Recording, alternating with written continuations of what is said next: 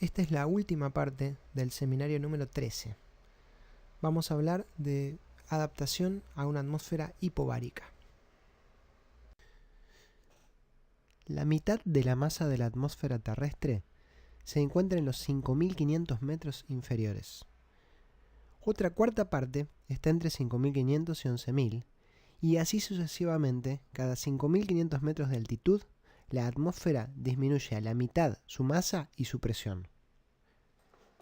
Esto provoca que a medida que ascendemos en la altitud, esto está en las abscisas de ambos gráficos, aquí en metros y aquí en pies, la presión barométrica desciende.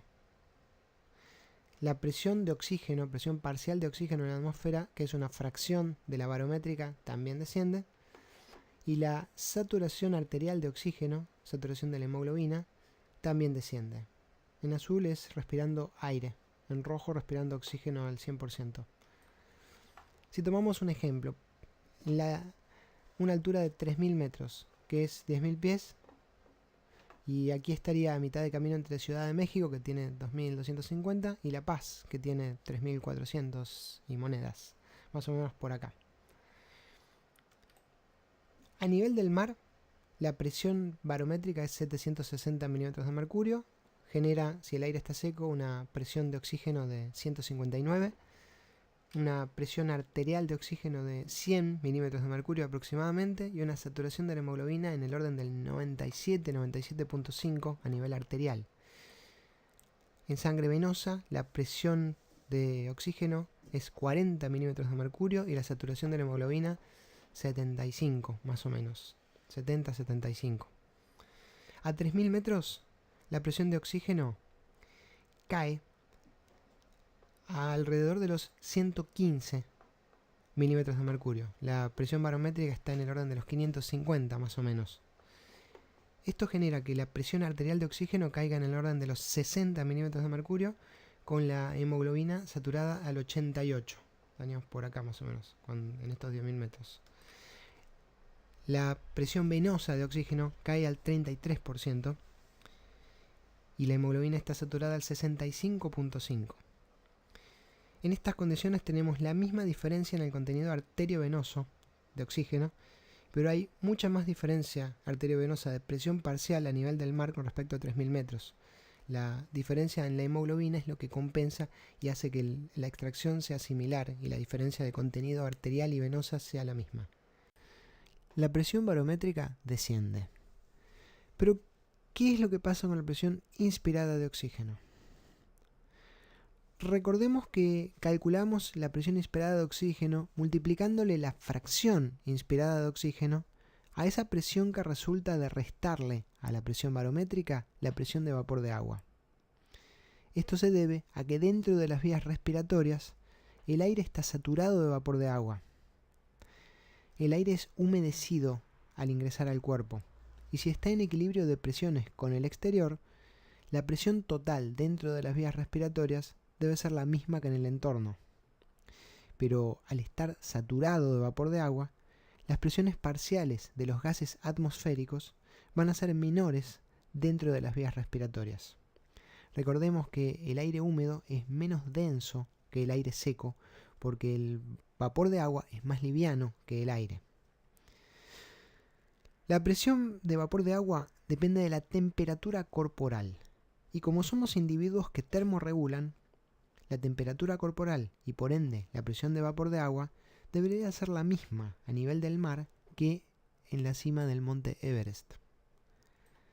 A 37 grados de temperatura corporal, el vapor de agua ejerce una presión de 47 milímetros de mercurio a cualquier altitud, y no importa cuánto descienda la presión barométrica, para calcular la presión inspirada de oxígeno siempre vamos a tener que restarle los mismos 47 milímetros de mercurio. Esto proporcionalmente va a ser cada vez mayor a medida que ascendamos. La fracción correspondiente al vapor de agua va a crecer con la altitud. Esto va a determinar que la presión inspirada de oxígeno va a ser cada vez más baja y con ella la presión alveolar de oxígeno. ¿Cómo responde nuestro organismo a esta situación? Los quimiorreceptores periféricos van a detectar hipoxemia, estimulando un aumento en la ventilación. ¿Qué es la hipoxemia? Llamamos hipoxemia a una disminución en la presión arterial de oxígeno. Los valores que la definen son variables según el autor, pero el límite en general está en 80 milímetros de mercurio, y esto suele generar una saturación de la hemoglobina de 90%. Esto es variable según el nivel de afinidad que tenga la hemoglobina por el oxígeno, que puede cambiar en las diferentes situaciones que generan la hipoxemia. Recordemos que a los quimiorreceptores periféricos la hipoxemia les generaba el cierre de canales de potasio, lo que hacía que las células se despolaricen. Esta despolarización aumentaba el nivel de descarga del nervio por las aferencias, lo que a su vez generaba un aumento en la ventilación. Entonces, ¿cuál sería la respuesta integrada a esta situación? Tenemos ya claro que al descender la presión barométrica disminuye la presión inspirada de oxígeno y con ella la presión alveolar. Con la presión alveolar disminuye la presión arterial de oxígeno. La presión arterial de oxígeno en una situación cualquiera ácido-base va a generar que los cuerpos carotídeos, los quimiorreceptores periféricos, aumenten su nivel de descarga y fomenten un aumento en la ventilación alveolar. La ventilación alveolar, a medida que aumenta, va a disminuir la presión de dióxido de carbono exponencialmente. ¿Y qué es lo que pasa con esa disminución de dióxido de carbono en la célula glómica y también qué es lo que pasa con la respuesta de los quimiorreceptores centrales? ¿Y baja la presión de dióxido de carbono? ¿Tenemos hipoxemia con hipocapnia? ¿Cómo es la situación? Bueno, para eso hagamos un ejemplo hipotético. Supongamos que estamos en un avión a 5.500 metros de altitud y que ese avión está presurizado a 760 milímetros de mercurio.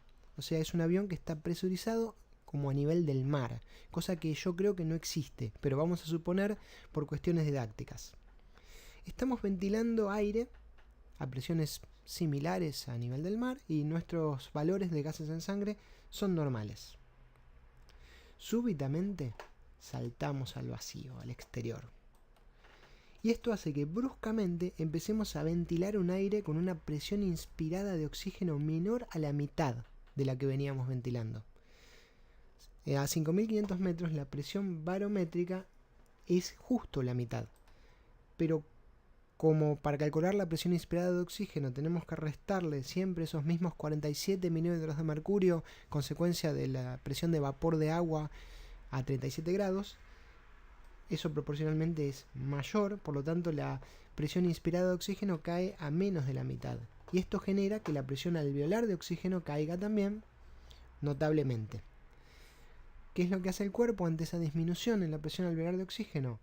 Bueno, cae la presión arterial de oxígeno también, por lo tanto los quimiorreceptores periféricos aumentan su nivel de descarga, aumentando la ventilación. Este aumento en el ritmo ventilatorio viene bien, mejora la cantidad de oxígeno en los alvéolos y genera una disminución en la presión alveolar de dióxido de carbono, alveolar y arterial. Si aplicamos eso a la ecuación del aire alveolar, vamos a ver que eso genera un aumento en la presión alveolar de oxígeno. Pero esta situación genera otros efectos que también cambian la actividad de los mismos quimiorreceptores. Por un lado, la propia célula glómica también responde al pH y a la presión de dióxido de carbono, y responde a estas cosas de manera independiente. Y si se alcaliniza la sangre y disminuye la presión de dióxido de carbono, la respuesta a la hipoxemia es menor. Eso es aquí la curva roja que vemos acá. Además, también están los quimiorreceptores centrales. Los quimiorreceptores centrales no sensaban la concentración de oxígeno o la presión de oxígeno. Ellos eran sensibles a los cambios en el pH del líquido circundante que tenían, que era un líquido que estaba por dentro de la barrera hematoencefálica en el sistema nervioso central, y la manera más eficiente para estimularlos era la acidificación del líquido circundante. En este caso, el líquido circundante se está alcalinizando, y la mejor manera de cambiar el pH de este líquido era con cambios en la concentración del dióxido de carbono. Recordemos que los hidronios no atravesan la barrera hematoencefálica, en cambio el dióxido de carbono sí. Por lo tanto, ante esta alcalosis respiratoria que está ocurriendo, el líquido cefalorraquídeo se está alcalinizando, lo que hace que estas células estimulen una disminución en la ventilación. Por lo tanto, el cuerpo no puede hiperventilar todo lo que necesitaría para llevar los valores de la presión alveolar de oxígeno y la presión arterial al nivel deseable. Obviamente, esta situación de saltar al vacío en el avión no va a durar mucho tiempo y no va a permitir compensar esto. Pero si uno está unos días en la altura, hay mecanismos compensatorios en diversos sistemas que van permitiendo que ese pH del líquido cefalorraquídeo se acidifique un poco, permitiendo menor influencia de los quimiorreceptores centrales, que recordemos que cuando los valores estaban alrededor de la normalidad eran los más influyentes. Y también a nivel renal, el pH de la sangre, que también está alcalino, va a ser acidificado por mecanismos de compensación renales. Esto va a tardar un tiempo y, en definitiva, si podemos aclimatarnos a la altura, vamos a poder hiperventilar cada vez un poco más, porque la consecuencia sobre los niveles de dióxido de carbono y el pH de la sangre va a ser compensada por otros sistemas. Entonces, ¿cuáles son los mecanismos adaptativos que el cuerpo pone en marcha frente a una atmósfera hipovárica? De manera inmediata, hiperventilamos. Esa hiperventilación es gatillada por la hipoxemia y, como ya vimos en esta clase, vamos a necesitar unos días para que sea óptima. Hay que compensar esas alteraciones ácido-base que no me permiten hiperventilar todo lo que debería. También va a haber un aumento en el tono simpático, en general, que va a aumentar el volumen minuto, va a generar broncodilatación. Todo esto aumenta el flujo convectivo a ambos lados de la barrera hematoalveolar. Obviamente los diferentes órganos del cuerpo también van a adaptar su funcionamiento a las condiciones, y la idea es que los órganos principales mantengan el nivel necesario de flujo para sobrevivir, para que el organismo se pueda ir adaptando.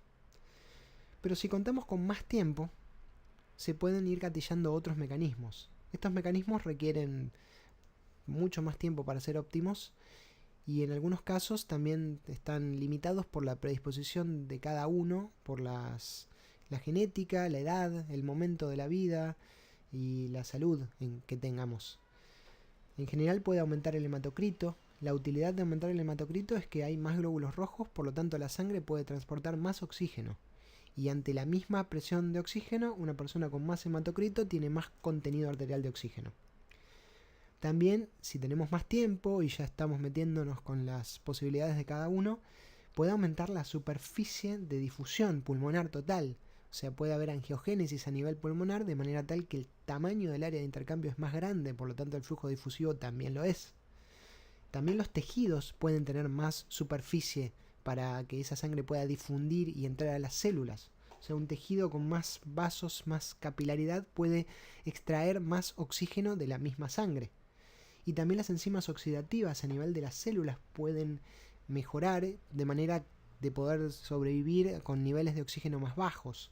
Una persona adaptada a la montaña puede tener un cerebro que anda perfectamente bien con presiones de oxígeno que serían incompatibles con la vida de una persona adaptada a nivel del mar. Para que todo esto se lleve a cabo, necesitamos mucho tiempo y en muchos casos también una genética que ha sido seleccionada por generaciones sobreviviendo a esos niveles de altitud.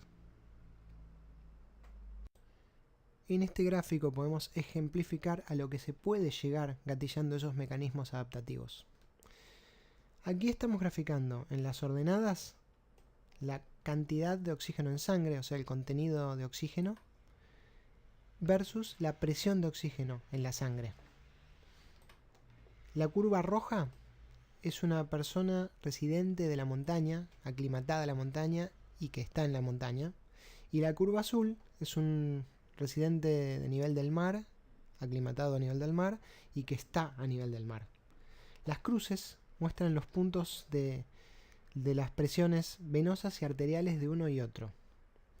La presión arterial del montañés, con el contenido de oxígeno en sangre arterial, y la venosa, y comparada con la del hombre del nivel del mar. Nótese cómo, gracias a estos mecanismos de adaptación, el hombre de la montaña tiene contenidos de oxígeno similares o incluso superiores a los del hombre que está a nivel del mar, y con presiones de oxígeno muchísimo más bajas. Imaginemos qué pasaría si el hombre de la playa se fuera a la ciudad del de la curva roja.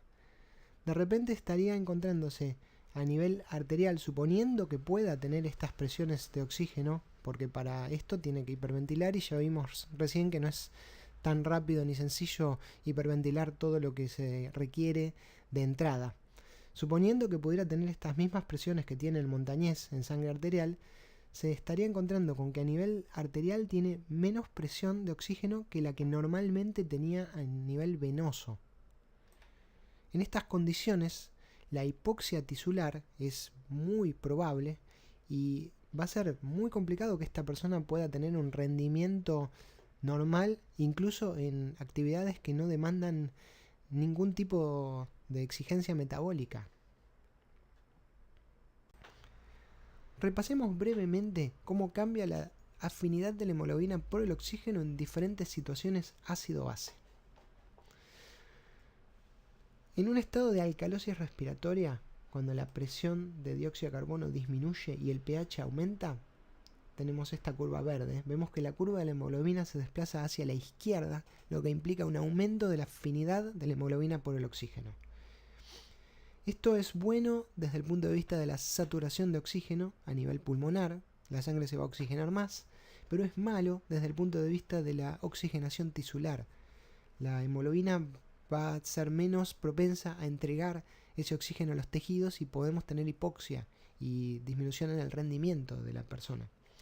Si analizamos el efecto del pH solo con presión de dióxido de carbono normal o del dióxido de carbono solo con pH siempre igual, vemos que tanto la disminución de la presión de dióxido de carbono como el aumento del pH independientemente provocan el mismo efecto desde el aumento de la afinidad de la hemoglobina por el oxígeno. O sea, los dos mecanismos o mediadores actúan independientemente, aunque en conjunto se potencian y la respuesta es mayor.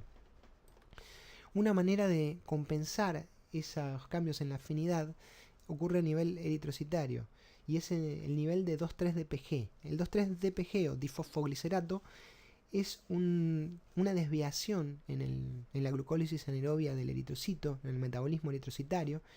El 1,3-DPG es un intermediario de la glucólisis y hay una vía alternativa cuyo nivel aumenta o disminuye en diferentes condiciones según la disponibilidad de sustrato, y también cambia con el pH eritrocitario, que aumenta o disminuye el nivel de 2,3-DPG. El 2,3-DPG disminuye la afinidad de la hemoglobina por el oxígeno, desvía la curva hacia la derecha. Bueno, en un estado de alcalosis respiratoria, el pH del eritrocito también se va a alcalinizar.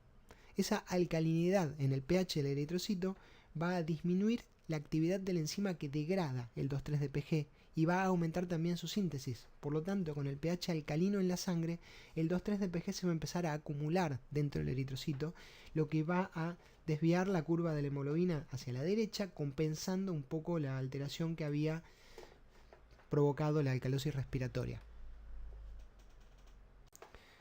La repercusión clínica de la altura va a tener directa relación con la capacidad o no de mantener la homeostasis en estas nuevas condiciones. Podrá haber desde malestares o molestias menores hasta enfermedades agudas o crónicas relacionadas con la altitud.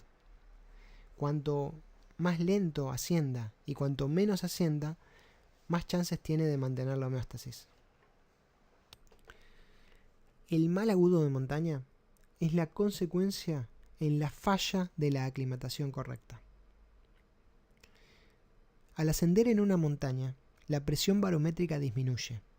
Con ella, la presión inspirada de oxígeno, pero también disminuyen la humedad y la temperatura.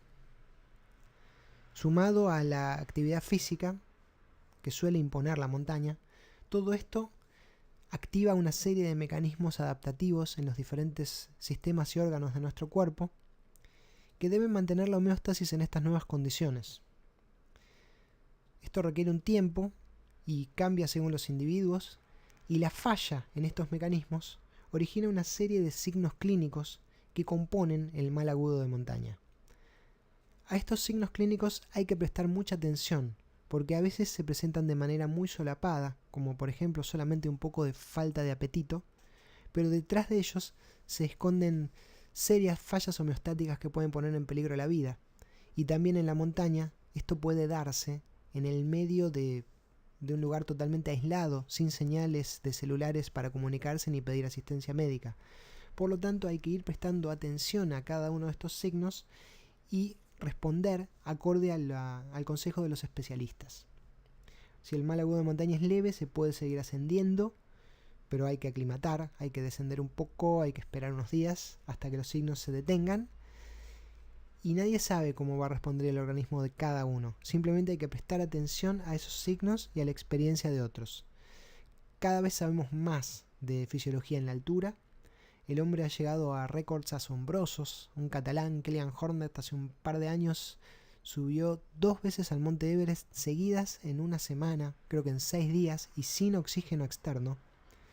Los récords son increíbles y los conocimientos de fisiología son cada vez más, pero no obstante, todavía no hay poblado humano que haya sobrevivido de manera estable a más de 5.000 metros, y a 5.000 metros los casos son excepcionales, en organismos genéticamente seleccionados, muy raro en la historia de la humanidad. Por lo tanto, si nos proponemos subir a una montaña de más de 5.000 metros, debemos saber que a esas altitudes solo podemos estar de visita por un corto tiempo. Nadie sabe cómo va a responder el organismo de cada uno. Podemos tener signos de mal agudo de montaña ascendiendo solamente 1.000 metros si estamos acostumbrados a nivel del mar, y hay que prestar atención a ello y obrar en consecuencia. De esta manera terminamos la clase. Muchas gracias por su atención.